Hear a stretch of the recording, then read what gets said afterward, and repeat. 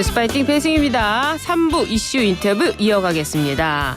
노동운동가 출신인 김문수 경사노위 위원장이 차기 노동부 장관 후보자로 지명이 됐습니다. 과거 반노동 발언과 관련해 노동계와 야당의 반발이 거센 가운데 앞으로 열릴 청문회도 난항이 예상되는데요. 환경노동위 위원으로 계신 박홍배 더불어민주당 의원 연결해 이야기 나눠보겠습니다. 나오셨습니까? 네, 안녕하십니까. 더불어민주당의 박홍배입니다. 네, 민주당은 오늘 본회의에서 노란봉투법을 통과시키겠다고 하는 방침을 내세웠습니다. 국민의힘은 윤 대통령에게 제2요구권 행사를 건의할 방침인데요. 입장이 네. 어떠십니까? 정말 안타깝습니다. 네. 노란봉투법에 대한 필리버스터가 지난 금요일부터 토요일 자정까지 32시간 정도 진행이 됐습니다. 네.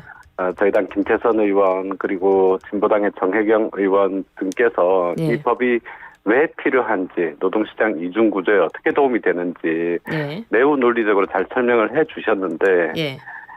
이 필리버스터에 참가하신 여당 의원들께서는 정말 보수 언론들이 얘기하는 민주노총 청부 입법이다, 강성 노조를 위한 법안이다, 이렇게 말도 안 되는 주장들을 하셨습니다. 이 법은 우리 사회에 점점 더 격차가 벌어지고 있는 노동시장 이중구조, 노동 양극화를 해소하는 가장 최선의 법안입니다. 제발 윤석열 정부에서 이 법안의 내용들을 다시 한 번이라도 읽어보고 부디 거부권 행사하지 않았으면 하는 바람입니다. 이 노란봉투법의 가장 핵심이 뭡니까? 네, 노조법 2조와 3조의 내용인데요. 노조법 2조의 내용은 사용자의 개념을 넓히는 겁니다. 예. 우리 헌법 33조 2항은 근로자는 자주적인 단결권, 단체 교섭권, 단체 행동권을 가진다라고 되어 있거든요. 예. 이를테면 저희 오늘 아침에도 배달 받으신 분들이 계시겠지만 택배 노동자들, 물류회사 또는 택배회사, 이커머스 회사를 위해서 일하시는 노동자들인데 이분들은 개인 사업자 면허를 가지고 회사와 위수탁 계약을 하고 실제로는 노동자가 아닌 것처럼 대우받습니다. 예. 노조를 만들 수는 있지만 단체 교섭에 응하지 않는 거죠. 그래서 너무 짧은 시간에 너무 많은 물건들을 배달하게 하고 장시간 노동을 하게 하고 자신들의 근로조건에 대한 개선과 같은 활동들을 네. 할 수가 없는 겁니다. 헌법이 보장하고 있는 권리들이 보장이 안 되는 거예요. 예. 그거 네. 자는 문제되는 3조입니까? 3조의 지금 말씀드린 부분은 당연히 그렇게 어떤 분들에게 일을 시키는 이런 네. 사용자분들은 일하는 사람들과 그 근로조건에 대해서 교섭을 해야 된다라고 하는 사용자 개념을 확장하는 내용이 노조법 2조의 내용이고요. 예. 노조법 3조는 그간 많은 사회적 문제가 되어 왔었던 예. 이 불법 파업에 대한 손배 가압류를 예. 어느 정도는 좀 합리적으로 조정하는 내용을 담고 있습니다. 조정하는 겁니까? 아예 면제하는 겁니까? 조정하는 겁니다. 당연히 불법 파업에 대해서는 책임을 지도록 하는 내용은 그대로 남아 있습니다. 그러나 네. 이게 부진정 연대 책임이라 그래서 과거에 연대 채무 이런 얘기들 많이 들어보실 거예요. 예. 연대 보증을 섰다가 망했다라 이런 얘기들 들어보셨는데 지금은 연대 보증을 서는 분들이 잘 안 계시지 않습니까? 네. 이 파업을 하다가 파업을 지도한 노조 집행부의 방침을 따랐다가 네. 모두가 같이 누군가가 전부 다 갖기 전까지는 다 연대해서 채무를 지게 되는 게 현재의 제도인데요. 네. 이게 이제 민법의 원리이기 때문에 노조에만 특혜를 주면 안 된다 이렇게 얘기를 하는데 예. 다른 나라에는 그렇지 않습니다. 그럼 합리적으로 조정한다고 하면 그 합리적인 기준은 누가 세우는 거죠? 이미 대법원에서는 예. 개별적인 책임에 따라서 예. 안분해야 된다라는 판결들을 여러 차례 내리고 있습니다. 책임에 따라서. 그렇습니다. 그럼 그리고 간부가 더 많이 책임을 지게 됩니까? 실제 행위를 하신 분이 책임을 더 많이 진다거나 단순히 노조원으로 참가만 하신 분은 적게 책임을 져야 되겠죠. 예. 또한 예.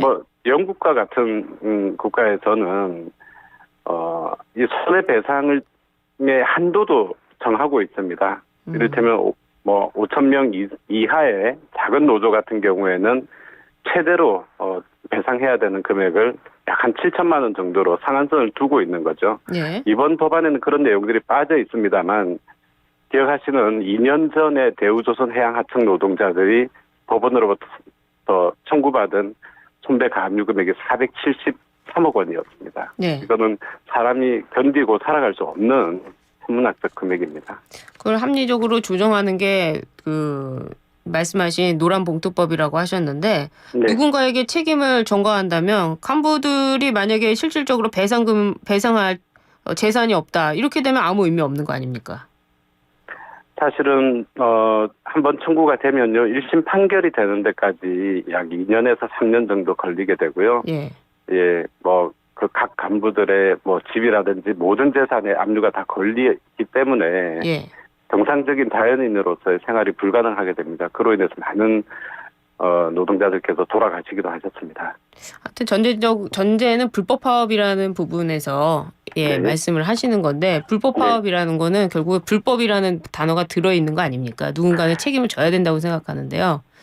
네. 이 불법 파업에 대해서도 오해가 조금 있으십니다. 네. 당연히 이제 불법 파업이라고 했을 때는 매우 폭력적인 행위들. 예. 이라고만 생각을 하시는데요. 파업을 할 수 있는 이 쟁의 행위의 범위가 현재는 근로조건의 결정이라고 되어 있습니다. 이번 개정안에 포함되어 있는 내용인데요. 네. 임금 또는 우리의 단체 협약을 이번에 좀 바꿔야겠다 이렇게 해서 사용자와 교섭을 하는 과정에서 생기는 부분들은 합법 파업입니다. 그런데 예. 회사가 갑자기 구조조정을 하겠다, 2,600 명을 자르겠다라고 했었을 때는 이건 사실은 노동자들이 나서서 싸울 수밖에 없는 상황인데 이때 일어나는 파업은 불법 파업으로 간주가 되는 겁니다. 근데 그런 부분들은 굉장히 논쟁이 많이 되는 부분이라고 생각이 듭니다. 청취자분들께서 판단할 것 같은데요. 네. 방금 말씀하신 것 중에 노란봉투법이 통과가 되면 배달 종사자 등 특수 노동자도 노조를 만들어서 파업을 할 수 있게 되는가 이 부분도 굉장히 궁금해하시거든요. 네, 특수고용 노동자들 그리고 이제 간접고용 노동자들의 노동권이 조금 더 보장이 된다라고 볼 수 있는데요. 네. 현재도 노동조합 설립은 대부분은 되고 있습니다. 아주 특수한 경우에 레미콘 노조와 같은 곳들이 아직도 노조 설립 인가를 받지 못하는 경우가 있습니다만 노조는 설립을 하는데 사용자들이 교섭에 응하지 않는 것이죠. 사용자들이 교섭에 응하게 하는 의무가 이번 법 개정이 될 경우에 생긴다고 볼 수 있습니다. 그럼 파업을 할 수는 없는 거군요. 그렇죠. 합법적인 파업이 불가능한 상황입니다. 현재는. 그렇군요. 네. 그러나 그 노조에서 탈퇴하는 분들도 요즘 굉장히 많은데 너무 네. 노조 위주의 법안으로 이어가는 거 아닙니까? 노조에 참여하지 않은 실질적으로 예를 들어서 소상공인한테 일하는 이런 일반 노동자들은 노조가 없고 노조에 들어갈 수도 없는 거 아닙니까?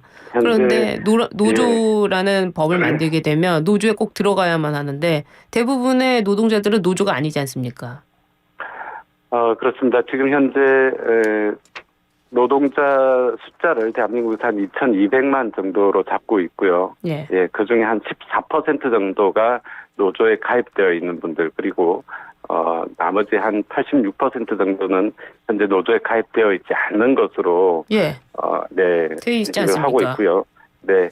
그러나 헌법이 보장하고 있는 노동자의 권리라는 것은 내가 지금 당장 노동자이건 아니건 내가 교섭을 하건 또는 교섭이 없이도 나의 근로조건이 어느 정도 보장이 되어 있건 간에 누군가에게 언젠가는 그런 상황이 왔을 때 보장이 될 수 있다라는 그런 안정감이라는 게 저는 꼭 필요하다라고 생각을 합니다. 국민의 86%는 노조에 가입이 되어 있지 않는데 네. 이 노조에 대한 권리 증진이 오히려 사실은 노동자에 대한 진입 장벽을 높여서 차별을 유발한다 이런 부분이 있지 않습니까? 그리고 더 노조에 대해서 권리만 강화되기 때문에 노조에 가입하지 않은 사람들은 권리가 더 약해지는 거 아닙니까?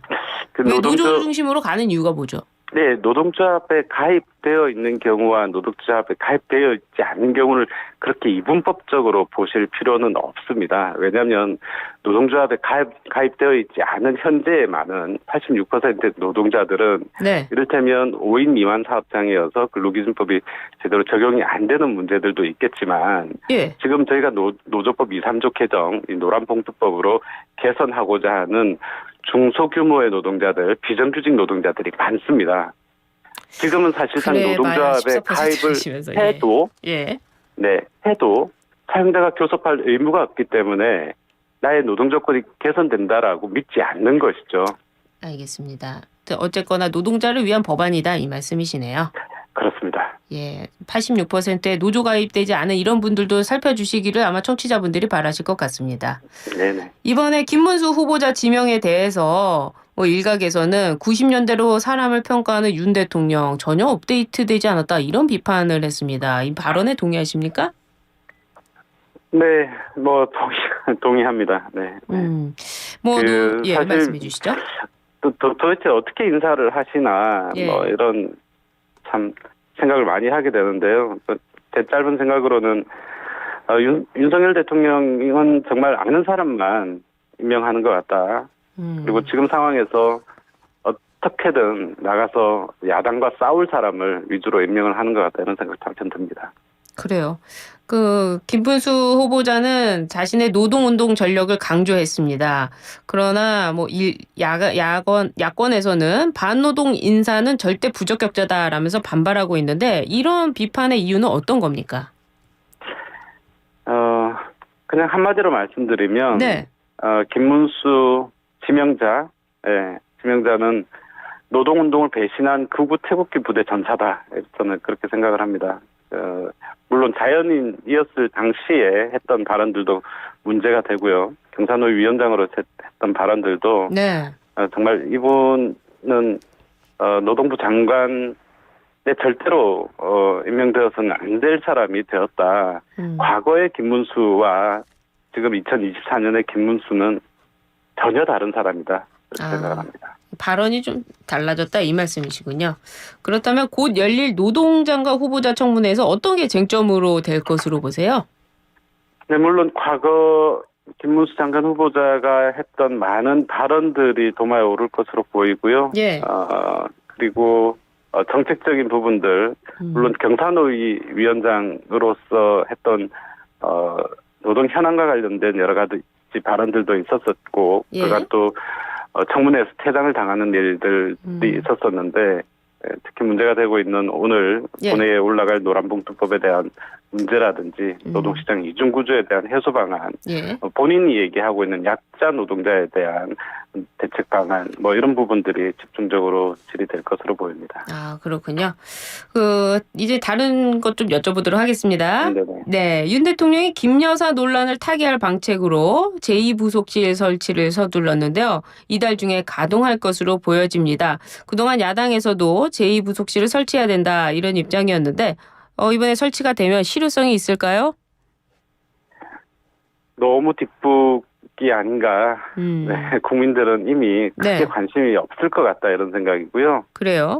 지금 제2부속실 설치하겠다라는 목적 자체가 뭐 야당의 요구, 국민들의 요구를 받아 안았다라기보다는 이 앞으로 발생할 수 있는 뭐 영부인에 대한 자범들을 없애기 위한 그런 방탄 조치 아닌가. 네. 네, 국가 인력과 예산을 들여서 보호하겠다는 생각이 아닌가 이런 생각이 듭니다. 그래요. 알겠습니다. 그래도 이 제2부속실을 설치하면 여태까지 나왔던 김 여사 논란이라고 하는 부분들 많은 부분들이 좀 국민들 입장에서는 좀 해소된다 이런 입장 보이지 않을까요? 어떻습니까? 네, 물론 그렇게 생각하시는 국민들도 계실 것 같습니다만, 예. 네, 2년 이상 이렇게 끌어놓고 이제 와서 하는 것에 대해서 진정성을 좀 의심하지 않으실까. 그럼 생각합니다. 설치 안 해야 됩니까? 네, 안 하는 것보다는 하는 게 나을 것 같다는 생각이 그래요, 듭니다. 알겠습니다. 네. 예, 지금 더불어민주당의 당권 주자 김두관 후보가요. 네. 친명 인사들의 주축인 더민주 전국혁신회의를 하나에 빗대면서 저격하는 발언을 했습니다. 전당대회 분위기를 앞두고 있는 지금 이 전반적인 당내 분위기 좀 어떻습니까? 사실 당의 분위기는 차분한 상황이고요. 예. 네. 김두관 후보께서는 어쨌든 경선을 치르시는 후보로서 네. 조금이라도 더 나은 결과를 위해서 조금 뭐 무리한 말씀을 하실 수가 있지만 네. 당 전체 또는 저희 의원들의 분위기는 크게 동요하는 분위기는 없습니다. 아, 그렇군요. 그렇다면 2주 남은 전당대회 관전 포인트는 어떤 게 있을까요? 네, 어쨌든 다시 이번 당대표 후보로 나서신 이재명 후보는 네. 저희 당의 새로운 리더십을 상징하는 인물로 자리를 잡고 계시고요. 예. 저희 당이 나가야 될 방향을 잘 제시를 하고 계시다라고 생각을 합니다. 아마도 국민들과 당원들이 조금 더 관심을 네. 또 보이는 부분들은 최고위원 후보 선거인 것 같은데요. 그렇습니다. 네. 네, 순위가 계속해서 엎착덕착하면서 저 역시도 매우 큰 관심을 가지고 지켜보고 있습니다. 예. 이재명 후보가 네. 왜 이렇게 표가 안 나오지 하니까 후발에 있던 분들이 막 치고 올라오는 모양도 보이고 있는데요. 네네. 예상으로 어떻게 보십니까? 최고위원 후보들 가운데 1, 2, 3위를 꼽자면요. 저는 이거 말씀드려도 될지 모르겠습니다. 말씀해 다른 주세요. 의원님들이 서운해하실 것 같은데요. 그래요? 예상 뭐 할 수 있는 거 아니겠습니까? 저는 김민석 후보님과 정봉주 후보 그리고 한준호 후보가 아마 1, 2, 3위를 하지 않을까 이렇게 생각하고 있습니다. 그래요. 알겠습니다. 이 마지막에 이제 수도권에서도 한번 또 뒤집히는 결과도 있을 수 있을 것 같은데 알겠습니다. 네네. 지금 정말 푹푹 찌는 무더위가 시작이 됐습니다. 네. 제가 기사를 검색해 보니까 의원님께서 노동자 처우와 관련해서 폭염시 노동자 처우와 관련한 거를 다루고 있다고 하시는데 폭염 네네. 작업 중지법 이걸 대표 발의하셨어요. 네네네. 어떤 건지 짧게 한번 들어볼까요? 지금 현재 올해 역대급 이 무더위를 다들 겪고 계신데요. 기후 위기와 무관하지 않습니다. 네. 5개에서 작업하시는 노동자들이 온열 질환 또 직사광선에 노출되면서 네. 사망하는 사고들이 계속 생기고 있어요. 지난해 코스트코에서 한 분 돌아가셨고 올해는 예.